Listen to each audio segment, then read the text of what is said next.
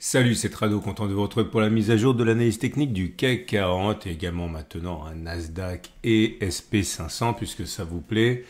Et une nouvelle séance d'hésitation, toujours pris en sandwich entre cette résistance majeure grise qui correspond à une résistance mensuelle, donc qui pose des difficultés aux tendances journalières sur lesquelles nous sommes. Mais le CAC 40 ne s'en laisse pas compter. Il ne faut pas oublier que nous sommes en plein milieu d'une rotation exceptionnelle des marchés américains, des actions américaines vers les marchés et les actions européennes, ce qui soutient, puisque bon, forcément, quand vous avez des centaines de milliards qui déboulent en Europe, eh bien, ça empêche les cours de baisser. Et donc, ça tient toujours les 78, 75, 77, 85. D'ailleurs, puisque je l'ai sous les yeux, la moyenne mobile à 200 jours, qui est le juge de paix entre tendance baissière et tendance haussière à long terme, est toujours en dessous des cours. Donc, la tendance de long terme et haussière sur le CAC 40 comme elle l'est sur le DAX. On a ouvert un petit gap ici. À mon avis, c'est un gap commun, c'est-à-dire un gap qui a vocation à être comblé rapidement. Faut pas s'étonner de la baisse à laquelle on a assisté. On avait un avalement baissier hier d'ailleurs qu'on a backtesté. On savait qu'il était plausible que l'on clôture en dessous. C'est chose faite, mais je pense qu'aussi bien ce petit gap que ce petit gap-là, eh bien, sera comblé. C'est une intuition et je crois toujours, c'est une intuition aussi que l'on viendra prendre appui sur cette zone de support des 78, 75, 77, 85 à un moment ou à un autre. Je le répète une fois de plus. Si vous travaillez sur les unités journalières, c'est pas la peine vraiment de trader actuellement entre les bornes. C'est-à-dire que soit vous attendez que l'on vienne ici et vous pariez sur une hausse avec un stop large, c'est pas la peine de vous faire déclencher constamment avec des coups, des stops de protection serrés, vous allez vous faire déclencher tout le temps. Soit vous tradez à la baisse en considérant que nous allons rentrer dans les rangs de la baisse avec ce qui se passe actuellement sur les marchés notamment américains qui ne sont pas aussi bien orientés que le nôtre, vous l'aurez compris. Et là vous mettez un stop de protection dessus, mais acheter en mettant un petit stop ici ou spéculer à la baisse en mettant un petit stop là, nous sommes dans une période de trading range, comprendre une période de lessiveuse, vous allez vous faire déclencher tout le temps. Donc c'est pas la peine de descendre sur les petites unités de temps, c'est bien l'unité de temps journalière avec ses repères journaliers qui importent. Alors comme j'ai rien d'autre à dire, puisque finalement, je le répète, on est toujours en tendance haussière et en latéralisation, voilà ce que j'ai de neuf. Ça se passe au niveau de la rune. Qui est ici, qui a délivré un signal haussier. La rune, c'était très branché à un moment, très branchouille, mais bon, c'est tombé en désuétude, c'est cyclique, les indicateurs techniques, il y en a qui sont plus ou moins en vogue à un moment ou à un autre, et là, le signal haussier a été donné là, c'est-à-dire le bleu est passé au-dessus du rouge. Donc là, c'est un signal baissier, ici, ok, là, c'est un signal haussier, comme ça, signal haussier, et quand c'est le rouge qui passe au-dessus du bleu, signal baissier. Ok, bon, là, le truc c'est qu'on l'a déjà testé. On l'a testé, donc je ne vais pas le retester parce qu'on l'a testé il y a quelques petits mois. Et le résultat avait été donné dans cette vidéo-là. Et dans cette vidéo-là, le résultat, c'était, je vous le donne, on ne va pas le retester, ça date d'il y a 3 mois. C'était pas significatif. C'est-à-dire que si on regarde R1, on a 47% et R2, on a 34%.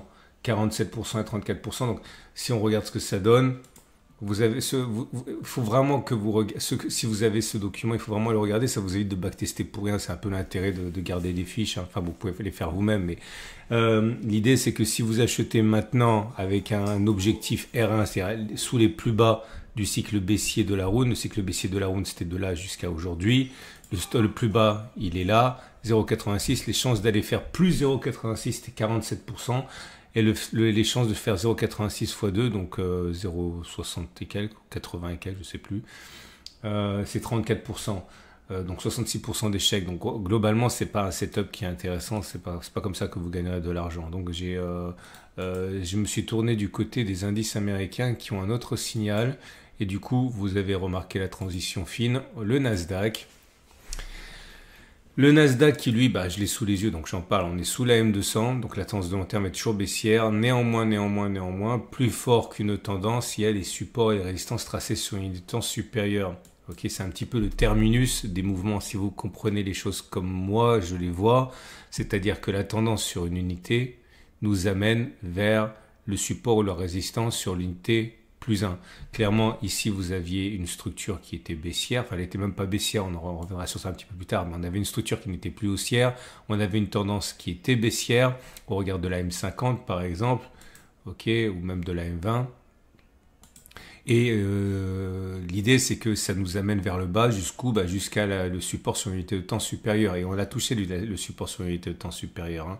Je vous montre en données hebdomadaires. On fera un point sur les données hebdo demain puisque c'est le week-end. On est sur une zone de support hebdomadaire. Donc là, on est dans la zone d'incertitude maximale parce que la tendance est toujours baissière ou pas haussière sur les données jours. Mais on a touché le terminus possible. Donc on peut avoir une nouvelle attaque.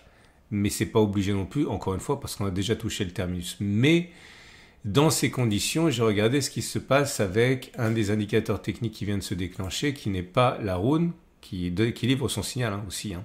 Mais sur le KST, c'est un signal qui est beaucoup plus rare, donc beaucoup plus précieux à exploiter, puisque ça se passe moins souvent. Et regardez ça. C'est l'oscillateur KST, lui aussi, qui était très branchouille il y a un moment, mais qui l'est plus du tout. C'est dommage. Et on avait vu que ça fonctionnait de manière encourageante sur le CAC 40, mais il ne s'est pas produit sur le CAC 40, il s'est produit sur le Nasdaq et également sur le SP500. Donc voilà, que se passe-t-il lorsque le KST donne son signal en passant au-dessus de son signal, mais qu'on est sous la M200? Autrement dit, c'est pas ça qui m'intéresse, ok, puisque les signaux qui ont été délivrés ici sont au-dessus de la M200. Mais bien en dessous de la M200. Alors c'est très très rare comme si, enfin très rare, toute proportion gardée. Donc j'ai dû remonter jusqu'à 2000 et quelques, enfin début des années 2000, je crois. Et j'ai regardé deux choses. Un, les chances de faire R1, deux, les chances de faire R2. J'ai même fait R3 en fait. J'ai regardé trois choses. C'est-à-dire, je vais vous montrer un exemple qui a bien fonctionné. C'est plus facile. Là, ouais, ça a bien fonctionné, mais j'en ai pas tenu compte parce que mon mot aussi a été donné. C'était là.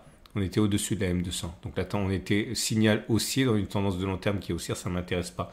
Moi, ce que je veux, c'est signal haussier dans une tendance de long terme qui n'est pas haussière, comme actuellement. Donc là, il n'y a rien. Là, il n'y a rien. Le premier signal, il a été donné, on va aller ici.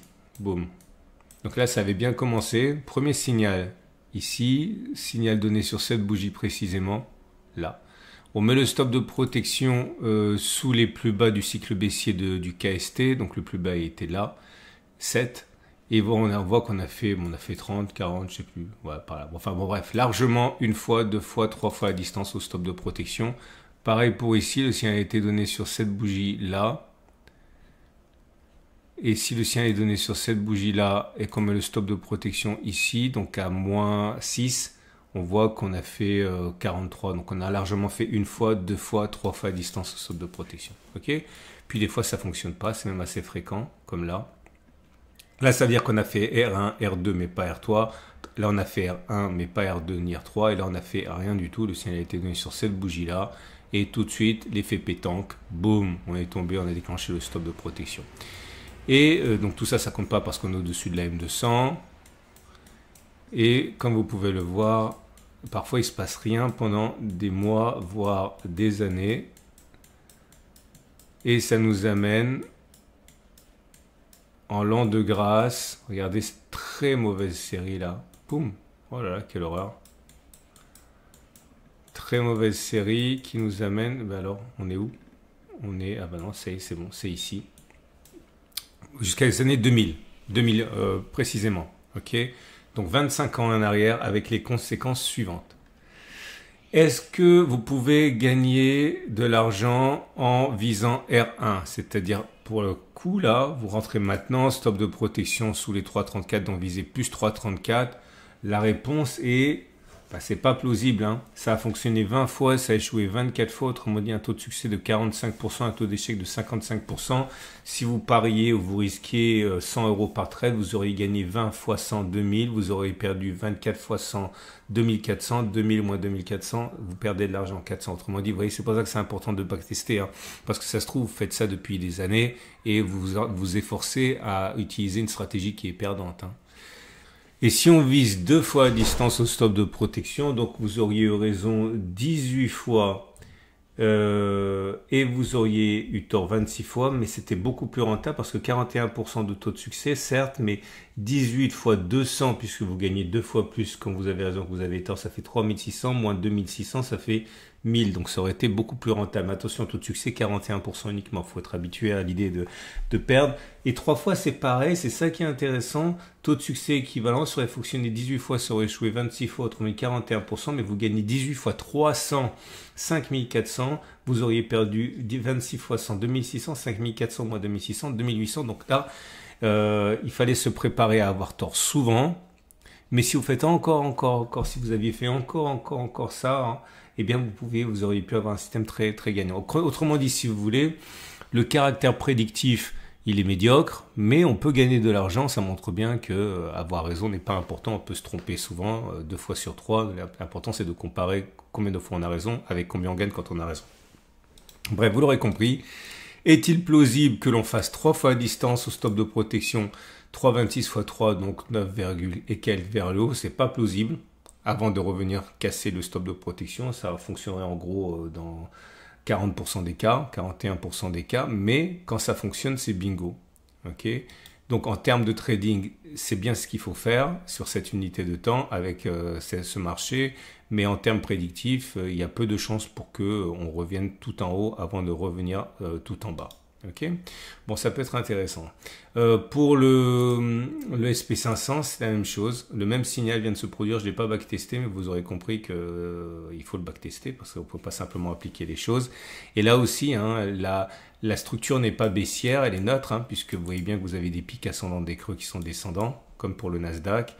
Mais on a déjà atteint le terminus, donc on s'en fiche un petit peu. Hein. Ce qu'il faudrait surtout maintenant, c'est rebondir de manière convaincante avec une impulsion pour refaire des plus hauts, mais ce signal semble assez encourageant. Ok, voilà, on va donc passer au trade du jour. Votre rendez-vous avec IG. IG, bien plus que du trading, une équipe d'experts à vos côtés.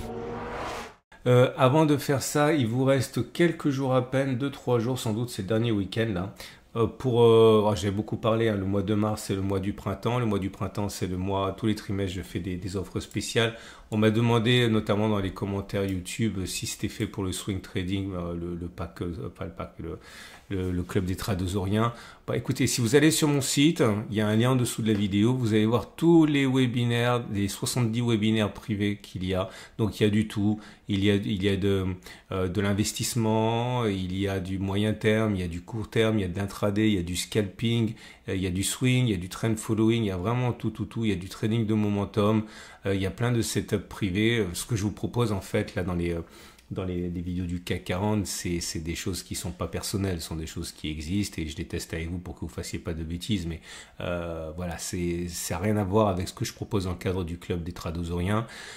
Plus naturellement, j'avais beaucoup parlé la participation à tous les visios mensuels pendant l'année 2025, plus un mois de participation gratuite au Discord où je mets des trades et on peut interagir, on peut me poser des questions, etc. Donc là actuellement c'est avec 50% de réduction pour le printemps. Il reste quelques jours pour en profiter. Si vous avez des questions, envoyez un mail à tradosor@gmail.com et je répondrai à ça avec plaisir. Ne confondez pas ça avec comment ça s'appelle, la formation intégrale. C'est différent, ce sont deux produits différents. Hein. La formation intégrale, c'est une boîte à outils, alors que le club des tradosoriens, ce sont des setups. Hein. Ok, donc voilà, n'hésitez pas, encore une fois, il vous reste quelques jours, 3 jours hein, pour profiter de ça. Et j'oublie toujours de le dire, mais si vous avez déjà acheté, des packages ou des lots de webinaires, vous pouvez enlever ce que vous avez déjà payé, par exemple, je sais pas moi, 150 balles, des 550 là. Donc en fait, vous payez le prix normal déduit de ce que vous avez déjà payé. Ok ? Et on va donc passer au trade du jour. Bah, c'est facile. Hein. Sur le CAC 40, si vous êtes haussier, bah, vous pouvez partir du principe qu'on va monter, mais je préférerais mettre un stop de protection en dessous. Alors, soit vous attendez un petit peu et vous attendez que l'on revienne ici, vous achetez et vous mettez un stop de protection en dessous. Si vous avez un biais qui est baissier, soit vous attendez que l'on casse cette structure, que l'on rebondisse et vous tradez à la baisse avec un stop au-dessus, soit vous attendez que l'on revienne ici, ce serait plus prudent, plus classique. Et pour les indices autres, notamment le Nasdaq qu'on vient de voir, vous avez le trade du KST que j'ai mentionné. Et si vous avez un biais qui est baissier, vous pouvez très bien utiliser le trade du KST, mais en boussole inversée, puisque vous avez vu que vous aviez 55% de chances de gagner et 45% de chances de perdre. Faites l'inverse, visez un retour sur les plus bas avec RR1 en stop loss. Voilà. Plein de choses qui vous attendent ce week-end, comme d'habitude, l'or, les ETF et puis les cryptos. Je vous souhaite une excellente journée et pensez à regarder le programme du Club des Tradosoriens. C'est peut-être dont vous auriez besoin encore pour réussir et c'est juste à la portée d'un clic. À demain pour la mise à jour.